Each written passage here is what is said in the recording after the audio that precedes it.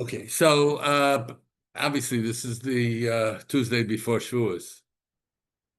So we're gonna have to talk a little bit about Shavuos and a little bit about the Parsha and what we can take out of it all. The Rambam says like this. So Rambam in Hilchas Tefillah. Ezra tikin lahem Yisrael. Ezra, it was, by the way, Ezra was the first Kohen Gadol in the second Beis Hamikdash. And he's a Navi. And Tiken Lahem Yisrael Shiyukarim Klala Shebesefer Vayikra Kodem Atzeres. That the Bechukosai has to be read, the Tfilis, the Klolos, the Toichacha of Bechukosai has to be read before Shavuos. Usha Mishnah Torah and the Klolos before Rosh Hashanah in Dvarim, Kodem Rosh Hashanah. The Haminug HaPoshut, and the obvious minhag is Shiyukarim Bamidbar Sinai, Parshas Bamidbar, Kodem Atzeres, before Atzeres, and the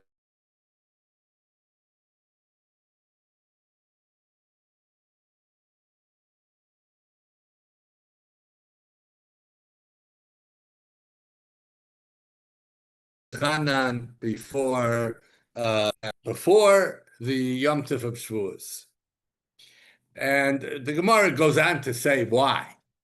Why? Shetichle Hashana v'kilel. The year should end with the klolos. Okay.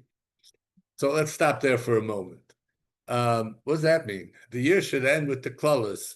I understand why they want to read the klolos before Rosh Hashanah. That the year should end with not with something bad, but with something good. And then we begin with Rosh Hashanah. But what does Atzeres have? And the Gemara asked that question. It's not me.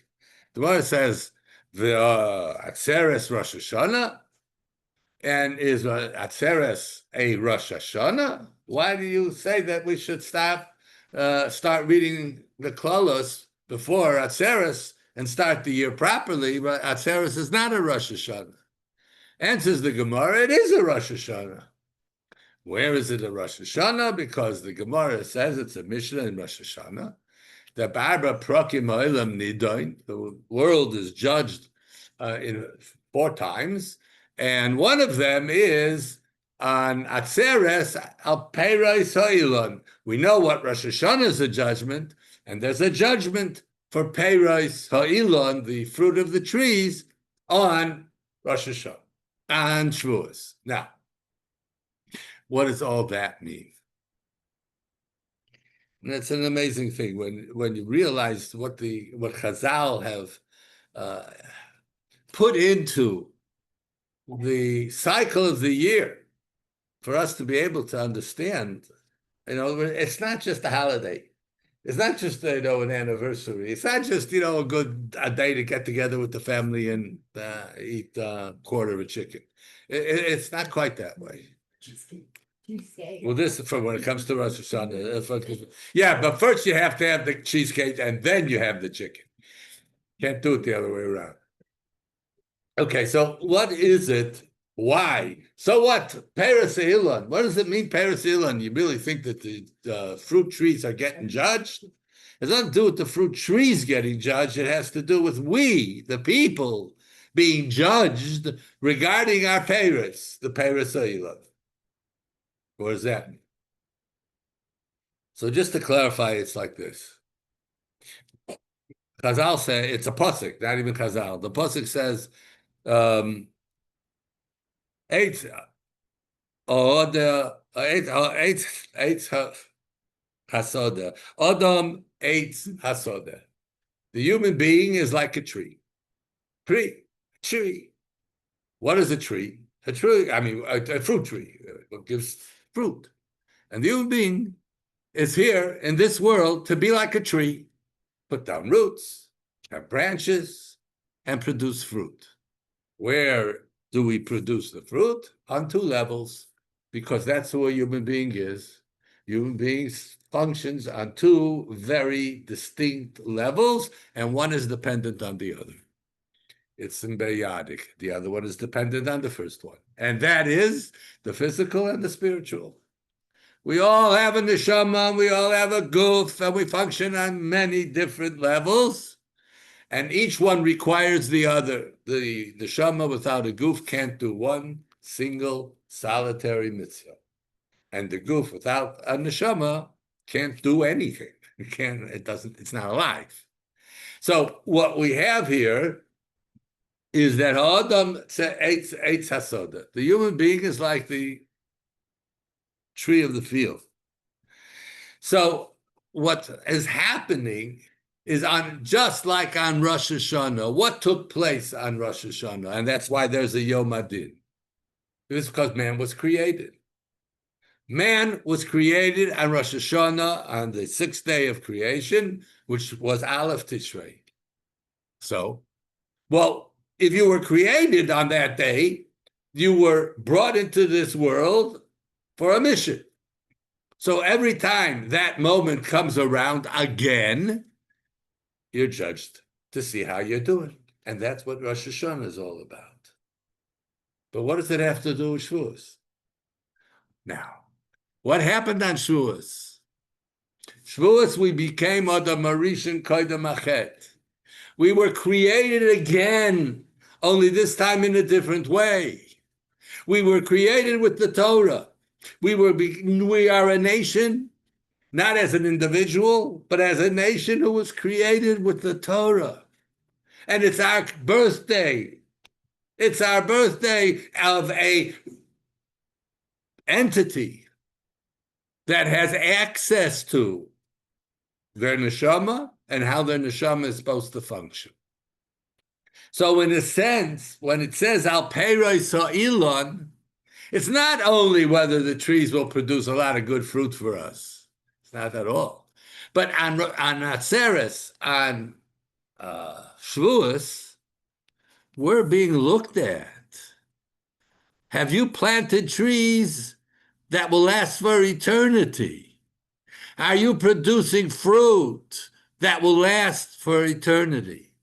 And the only way that can be is through Torah. And we got the Torah on Atzeres. And where are we planting those trees? No, what's Olam Haba called? What's it called? Another name for Gan Eden. Why is it called a garden? Because that's where we're planting our trees. You see, we plant trees, but not physical trees, but spiritual trees. What is a spiritual tree? Something that produces fruit and fruit and fruit and fruit. A tree down here, also, it's very interesting. If you let a tree, if there's nothing to interfere with it, it will continue to produce and produce and produce and produce. No bugs, no wind, no this, whatever that gets in the way, but it'll continue to produce and produce fruit. You should see my lemon tree. It's a gewaltig. I can't believe it. Every time I see it's more prolific. Beautiful. I'm so excited. And my pomegranates, right? That keeps on going.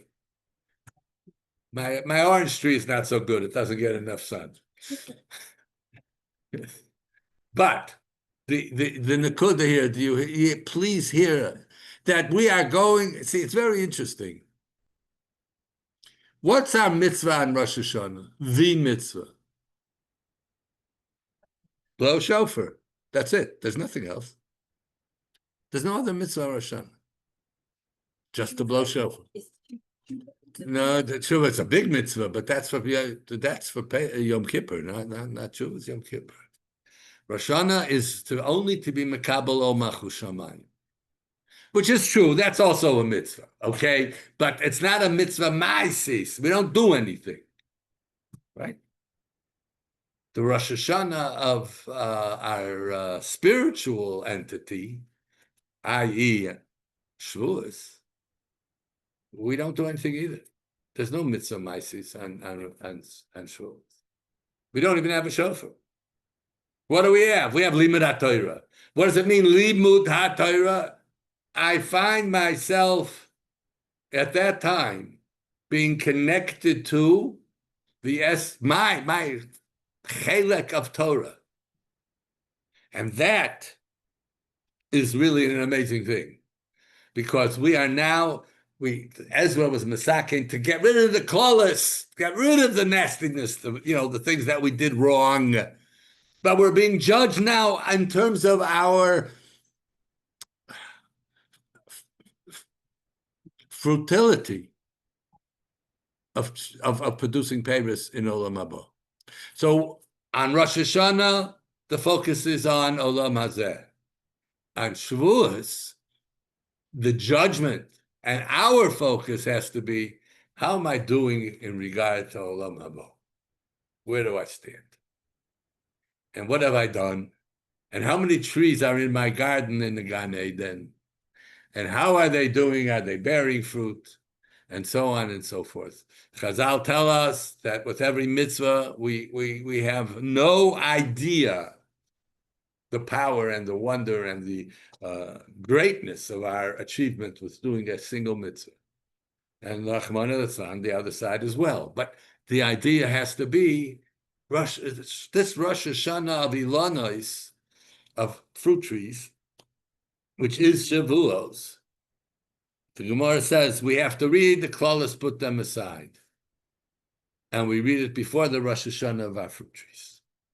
However, the Rambam continues, and he said, "Uminug haposhut sheyu korim Bamidbar Sinai." The Parshas Bamidbar that we're going to read this Shabbos has to always come the Shabbos before Shavuos. So how does that all fit in? Bamidbar, the desert. What is that? The trees don't grow in the desert. What's going on here? Bamidbar. So the Agos Maimonides brings a Amram Gon, and he says like this, that we read Parshas Bamidbar before Shavuos because the Bnei Yisrael were counted in this Parsha. Bnei Yisrael were counted Bamidbar. There's a whole listing of how many Jews there were. Fine. So we need to understand what the counting of the Bnei Yisrael has to do, number one, with Shavuos, with Kabbalah HaTorah. And therefore, it will explain why we read it before Shavuos. There's a connection. There has to be something that unites the two, the counting of Klal Yisrael and Kabbalah HaTorah. The Ibn Ezra says that not only do we have the countings, but the Parsha deals with the Seder of the Degolim, the flags. Flags. A flag, rally around the flag. We all had flags. Isn't that strange? I mean, what's this idea of where does a flag come in? You think it started with the Independence Day of the United States of America? What's a flag? A flag. What is it? Okay, it's a piece of material that's blowing in the wind. It's a symbol. But what is the uniqueness that Klal Yisrael needed flags?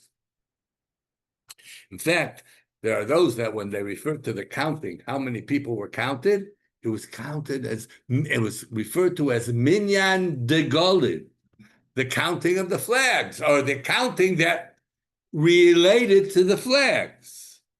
What is the source of these flags? What are we talking about? Why did we have flags in the desert? So listen to this. The pasuk says in Shashim, Haviyani el Beis Hayayin. The diglo yolayava, the love is represented by the flag. Our flags represented the love that Hashem had for us. How does that work?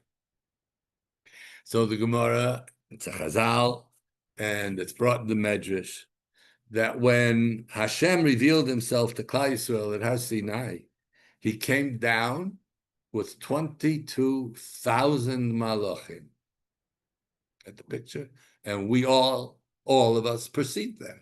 22,000 malachim, as it says.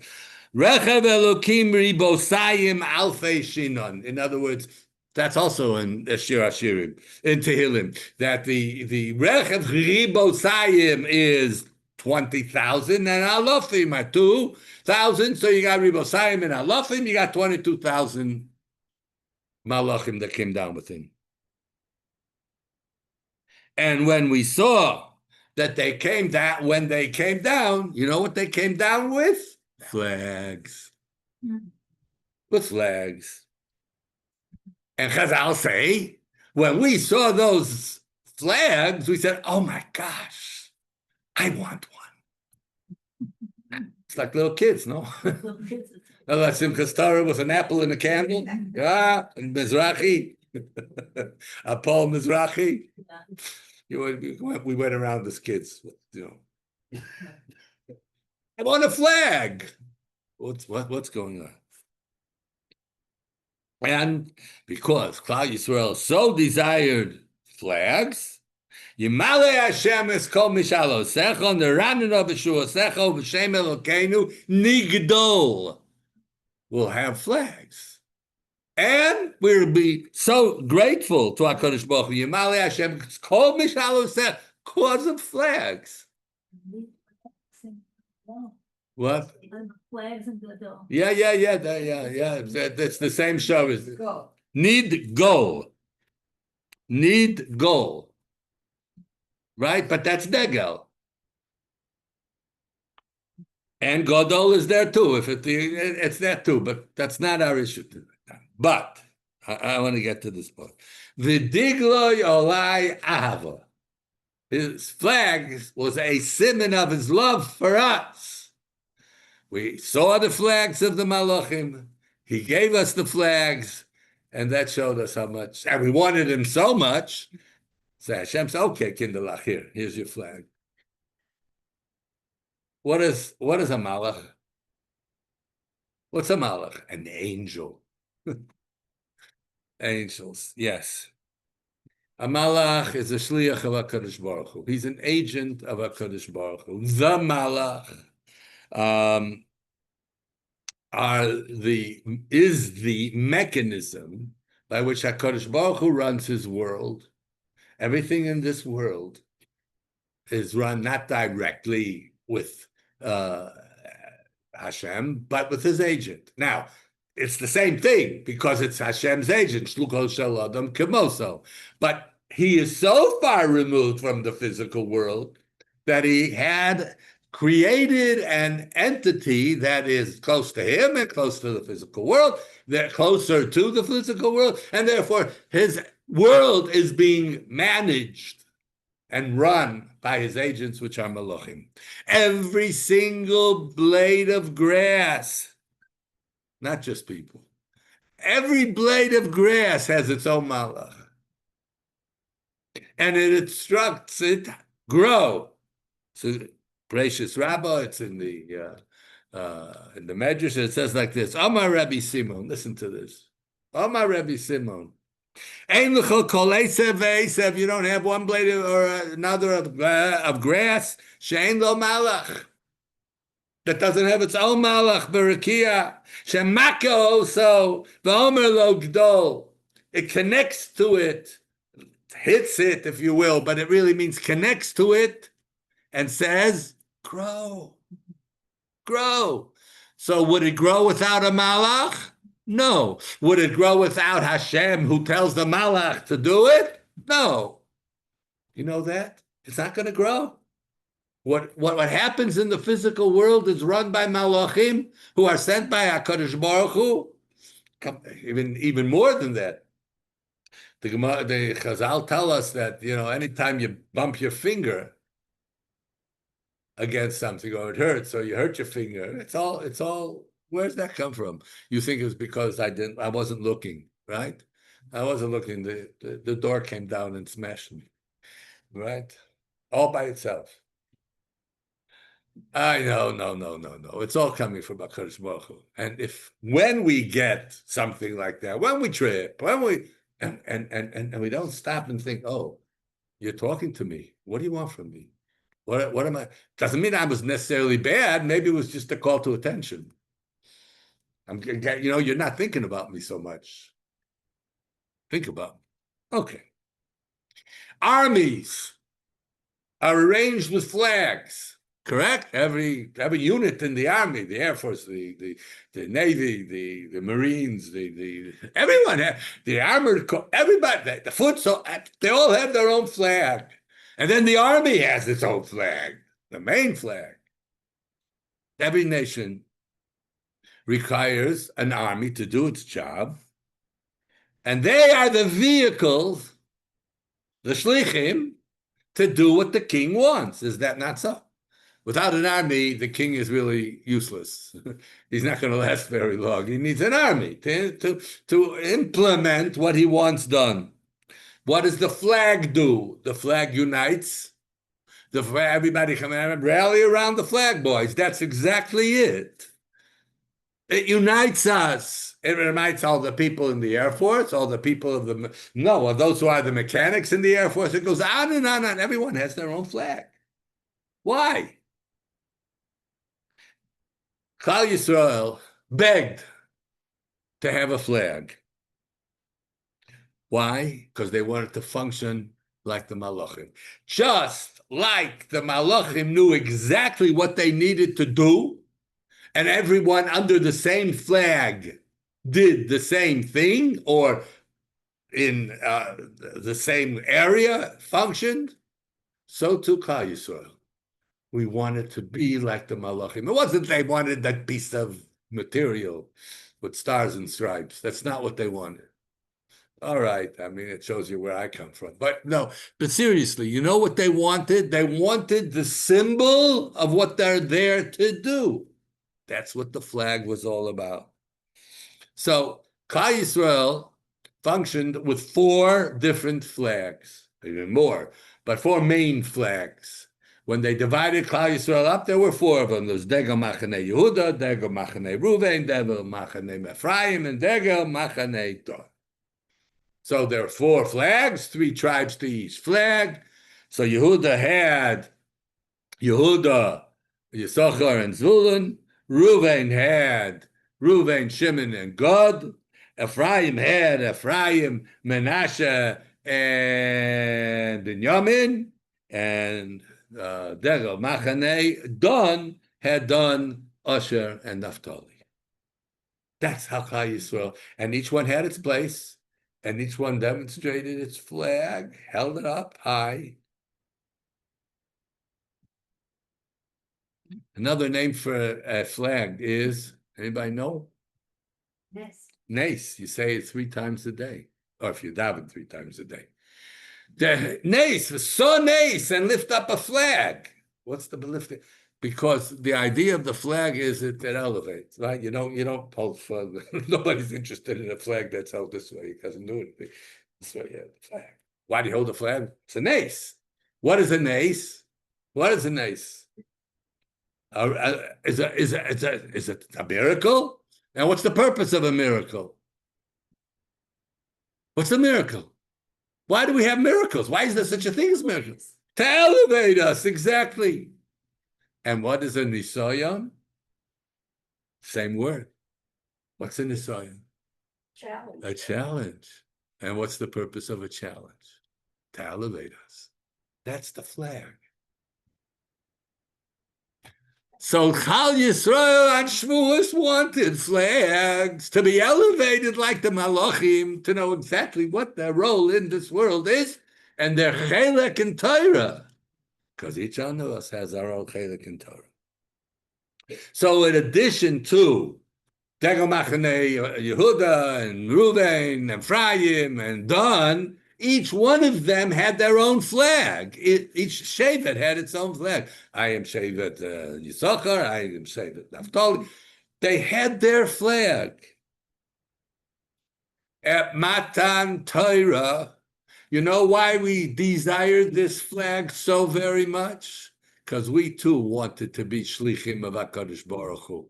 We knew that that's what Shavuos was all about, that HaKadosh Baruch Hu wants something from this world.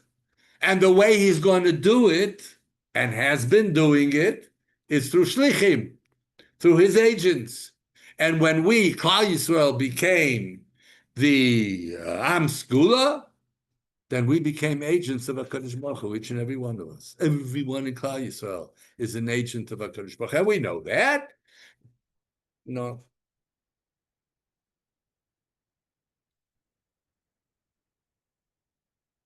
People say, when I was very much involved with people that were not quite there yet, they're not quite from. I don't like that one, but I guess I use it too. Anyway, they would say to me, "Yeah, I'm not interested. Why aren't you interested?" Well, you see that guy with the long hair, side curls, and he got this beard, and he's. Do you know how he deals with business? Uh-oh. So my response is, and it's true response, that you don't judge Judaism by Jews. Hello? Either it's true or it's not true. Because Mr. X and Mr. Y and Mr. Z behaves like an animal or not a proper person, or not a person who is an agent of HaKadosh Baruch Hu, what does that have to do with the truth of Torah or not? So let's come and examine, is the Torah true or not? Leave that on the side. If you think that they're fulfilling the Torah just because they look that way, you've got something coming. A big surprise. And this is what I'm talking about. Agents of HaKadosh Baruch Hu, each and every one of us. We are running the world for HaKadosh Baruch Hu. Yeah, and if we don't do the job right, see, he has malachim. But those malachim are there to make sure that what HaKadosh Baruch Hu wants to get done gets done in spite of us. But we became agents of HaKadosh Baruch Hu. And that was the desire for the Degalim. When we saw these angels coming down, each one in its own place and each one in an organized fashion. By the way, this is a good advertisement for organization. No, not to lead a life of total chaos. Kadosh Baruch Hu wants us to be organized. Hashem wants us to go in this place, this should go in this place, we should put this over here. You daven now, you daven then. There's an organization. Things are organized.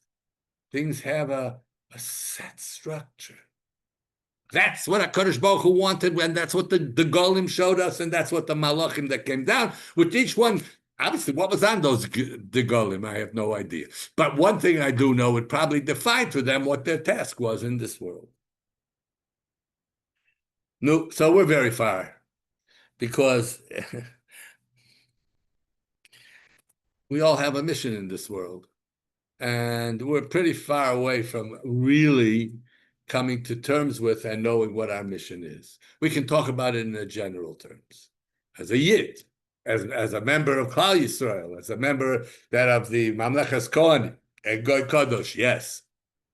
But me personally, very hard. Because I'll say that when Klal Yisrael was at the Galim, were traveling in the Midbar, can you imagine this 600,000, 3 million people, right? 600,000 men, 3 million people traveling, and they all had the Golim up there, and the Golim looked and they saw, and you know what they said? Ein ze ela kus. They thought it was divine. They are seeing the reflection of the divine. That's what Chazal say, not making it up. They saw the divine. Because we were organized, because we were functioning as it should be. How much time we waste when we're not organized. Look, I mean, I should be the last one talking, okay? I'm busy looking for my keys all the time. All the time. If I had a ring, I would put it in my ear. I have to know where my keys are. I mean, but I try. Okay. Klal Yisrael became the army of Hashem, as we said. When did we start this task? On Yetzias Mitzrayim. The pasuk says, "V'hotzeisi esivosai," my armies, the men of my army, as Ami Yisrael Mitzrayim. I took my army out of Mitzrayim. Tzava, sivosai, it's an army. It's strange, right? I mean, what we think about an army is what? Fighting, killing, conquering. That's an army. No. Bottom line is the army does the will of the king and implements the will of the king. And that's what a true army is.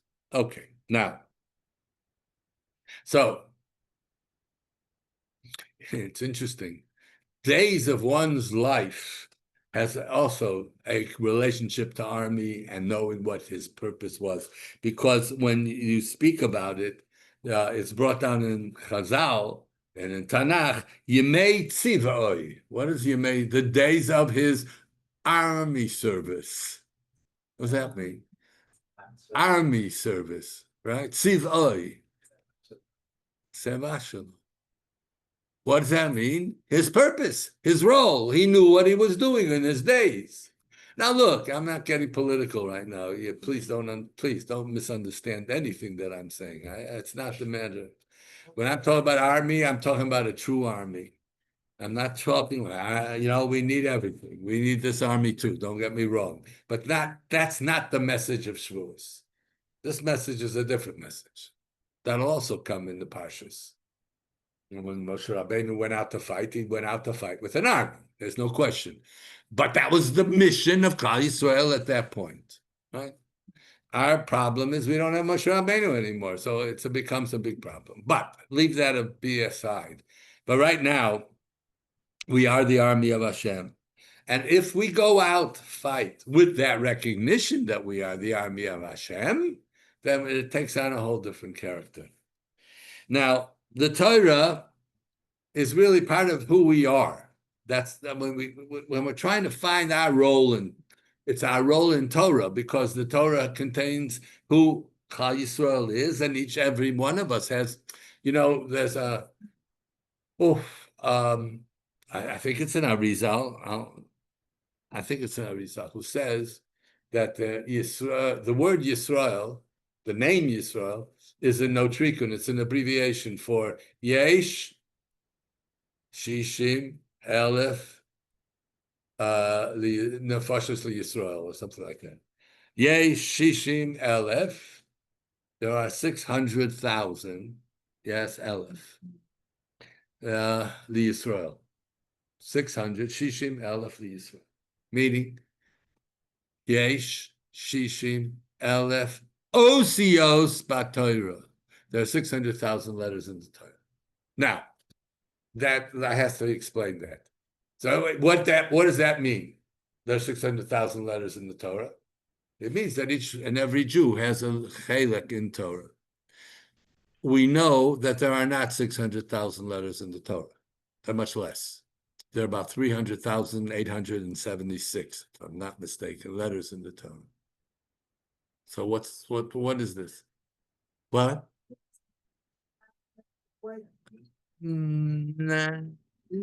Could be also that plays a role, but the fundamental point is that all the letters in the Torah are compound letters. An aleph isn't just an aleph, it's an aleph and two yuds. A hey is a dalet and a yud. A ches is two zayins together. There are compound letters, so it depends on how many times those compound letters. Not every letter is a compound letter, but there are many, many compound letters in the Torah. Come out, the rov is. What does that tell us? So that tells what it means. That's the factual counting. But what I'm talking about is something else. That every single Jew has their chelik in Torah. The same, we say it in the davening on Yom Tov, on Shabbos, on every time we are in a elevated position. Anytime we're feeling really higher, like Shabbos and Yom Tov, we say the same chelkeinu, even in benching, b'sorosech. We have a what? We say that in the Shmona. Yeah, we do. But the tefillah of the Shmona at the end of Shmona Esrei, that's Elokai Nitzor. But in the nusach of the tefillah is the same Chalkeinu V'Sorosech. We want it. What do we? What is the six? What is it? What is what? 600,000. 600,000 Jews. Yeah. And Yisrael says that Yesh Sheish Elef Shishim Elef Oisios LaTorah. That means each and every Jew, yes, is represented by a letter or a one of the compounds of the compounded letter. One of the elements of a compounded letter. Okay, but you might be a little Yudala. That's okay too. The Yudala is the highest, by the way. Anyway, okay. Ad kedei kach, when Jews were Jews, I mean, they just were, when Jews weren't from, but they were Jews. Ben Azai. Ben Azai never got married. He did not get married. And they said to him, it's a mitzvah in the Torah. You got to get married. What's going on with you? You're Ben Azai. What, you don't like? He said, Mo'es, what can I do? V'nafshi choshka b'Torah. He says, I'm already married. I don't have room for anybody else. I'm married to the Torah. Now, you gotta understand, we don't live that way, okay? We have to be married to the Torah, and we have to be married to our spouse. But that's where we are now in our world, with the way has become so megushim. But Ben Azai, and he's the one that said it's so important to get married. He says, but Mo'es, what does he mean? He doesn't have time? It takes a lot of time to deal with a wife. It takes a lot of time to deal with the Torah, right? And by the way, when I say that, when I'm talking to ladies, I mean vice versa too, right? Of course, probably more so with dealing with the men. But the idea, thank you. I did that only so that you shouldn't jump on. Okay, but please hear what he was saying. What did we say? He doesn't have enough time? What about Hanukkah Licht? Did he like Hanukkah Licht? Did he stop learning to like Hanukkah Licht? Of course he did. So why couldn't he get married? He said, because marriage requires an emotional connection. And I can't. There's no room left. It's not time. That was Ben Azai, okay? So let's do it this way. The Gra is so amazing. The Gra says something. He says that Adam Arishan and Chava came from the same place. I mean, Hashem created Adam, and from Adam he created Chava. And then what happened? Where was Chava? Did Chava come into being? He took from the side of Adam and he built Vayiven Es Hatzela. Vayiven. That's where we say that women have been on Yisera. That's a different discussion. But he built her into a woman from Adam. So the woman was part of Adam. It's a real part of the essence of Adam, of his physical being. Right. And what happens? Well, they're separated. Now, after a while, the Adam grows up, and what does he do? He looks for his woman. That part of him, that they call it a soulmate, I know. They call it, all kinds of nice, delicious words, but that's the fact. This was a zivug. This was my zivug, my partner. And it came from me, and I'll talk about me, came from me, and I had to go look for her. And it took a while, not too long, but I found her. Says the Vilna Gaon, each and every one of us, each and every one of us, in our mother's womb, we had a womb-mate. We had a malach, right? We had a malach. And what did the malach do? Taught us Torah. What Torah? When Torah? How Torah? My chelik in Torah. That's what he did. And it didn't come. Our Torah is infinite, right? You can't even grasp. You think space is big. Torah. And he taught me my chelek in Torah. And then it came 9 months later, and what happens? He gives me a smack on my lip, and Gabarnu, I forget it all. I forget it all. So what do I have to do? I have to go find it. Just like Adam, you have to go find your zivuk. You have to find the Torah that's your chelek, says the Gra. That's what we're busy doing.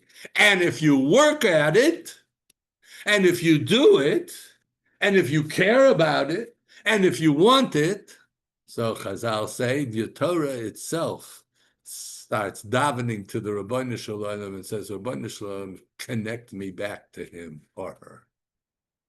Do you realize that? It's just it's an amazing thing. This is what Shavuos is all about. The nefesh amol amola lo. Strange. The nefesh is amol and amola lo, and it works for him. He works and it works back for him. Nefesh amola hu. It's a pasuk in Mishlei. Says the Gemara in Sanhedrin, Hu amol b'makom hazeh, v'sayrasa yomelas lo b'makom acher. And the Torah, once you're trying to seek Torah, last week was B'chukosai, correct? I think we mentioned this. I'm not sure, but why is B'chukosai is the tiyu amelim b'Torah? You should put forth effort in the study of Torah. You should immerse yourself in Torah, right? Amola shel Torah. You have to really put yourself into it. So why is it called B'chukosai? Why is it a chok? A chok is without any. Why is the Torah here that says tiyu amelim b'Torah? If you walk in the path of Hashem, that's called being how? Is through putting forth effort in learning Torah. If you're putting forth effort in learning Torah, why is it called the chok? The Torah is called the chok here. B'chukosai telechu. So I've told you this book. Torah is unique. Torah is different. It's a chok. Because in every other discipline, in every other, whether it's math, biology, physics, you study and you amass a lot of knowledge. They tell over the story that there was an ethics professor that was caught finally. Now it's not hard, but then maybe it was a little bit harder. He was an ethics professor. So they said to the ethics professor, "What's going on with you? How can you, an ethics professor, do this unethical thing?"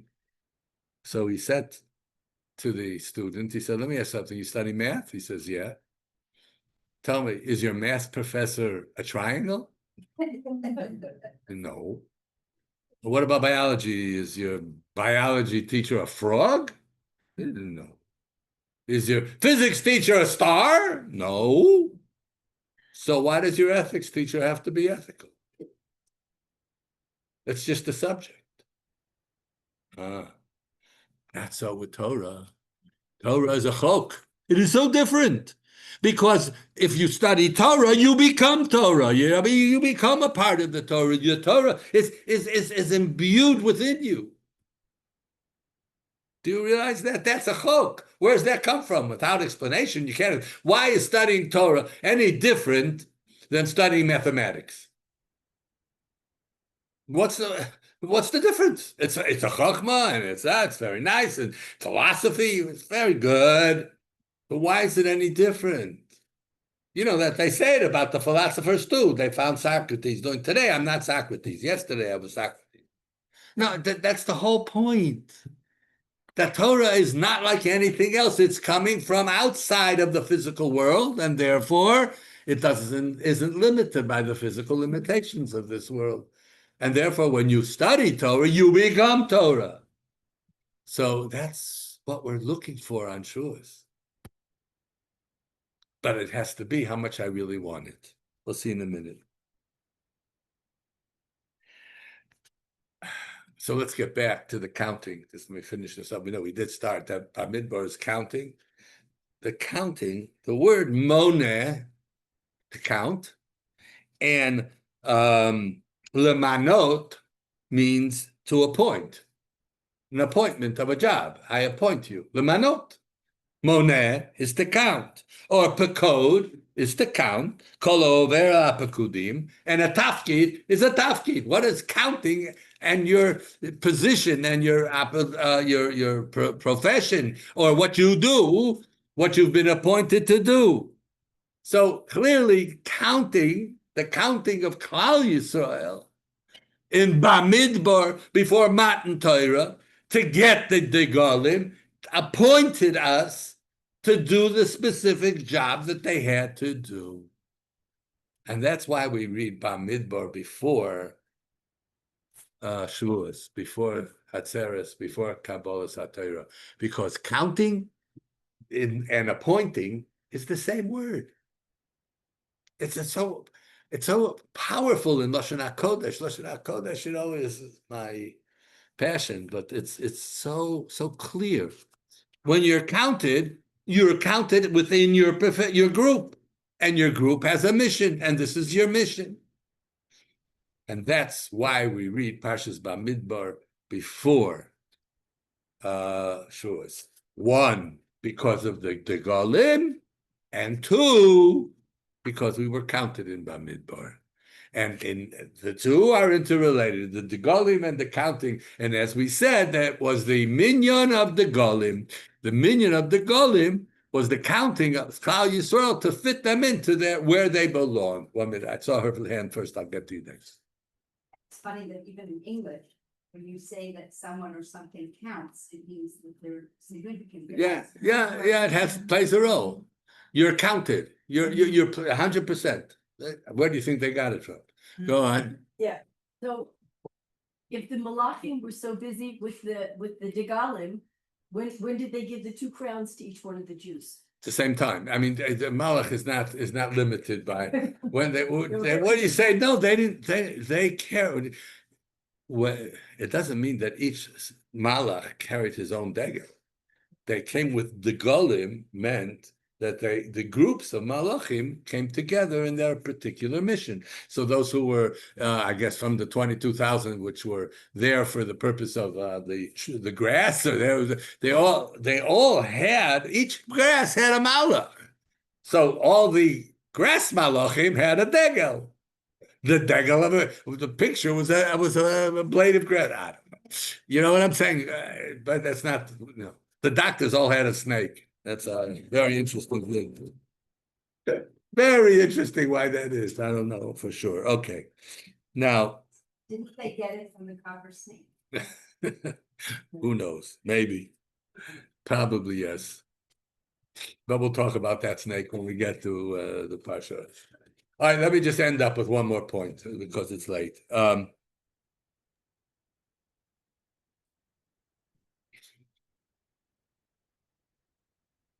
How did we earn the insight and the level, the darga of being able to have the Golim, or desiring even Golim? It came through our counting, by the way. Where did we count from? We're counting the Omer. So we counted 49 days, and we are now fit to be able to be, with the counting, we have brought ourselves into the position of wanting and desiring and being able to receive the Golim. Now,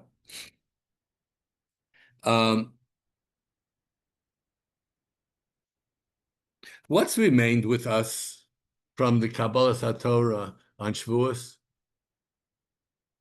What do we have? No, we don't have that Torah. That was smashed. What has remained with us? In fact, the Torah that we have came to us on Yom Kippur with the second Luchas. So what the Yom Matan Torah said? What did we get? What do we have? All right, so listen carefully. We accomplished something at Matan Torah that can never be taken away from us.